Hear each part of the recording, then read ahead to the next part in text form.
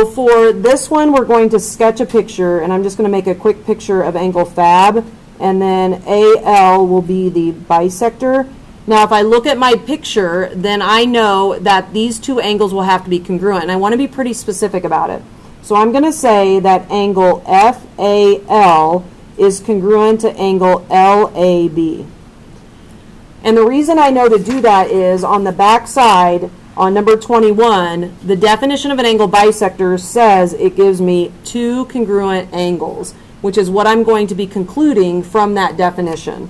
So I'm going to call this definition of angle bisector. For number 3, I'm going to sketch a picture. Ray AB. Oh, I guess one's AB and one's CD. So this would be like AB and CD intersect at angle 1. All right, now when they intersect, this upside down T means perpendicular. So I'm going to go to my cheat sheet and see what it says about perpendicular. So this is number 20. It says that you're forming a right angle. And you might want to write this in. Notice it doesn't say it's not a 90-degree angle. It says a right angle. So you can't go back to your paper and put 90 because it doesn't say that. It says right angle. So over here on number 3, you should have angle 1 is a right angle, like a sentence. And that is definition of perpendicular lines. I will accept definition of perpendicular there too. Okay, number 4, angle 1 is a right angle. So I'm going to go back to my definition sheet, and I'm going to see that, oh, the definition of a right angle, it says that the angle there's 90. That's when I use the definition of a right angle is when I want to use 90. So I'm going to come back here, and I'm going to say the measure of angle 1 equals 90. And I use the little m to show that it's a measure, and I call that definition of a right angle.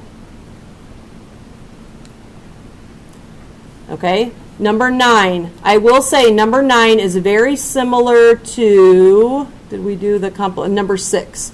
So number 9 and number 6 are like BFFs. They go together.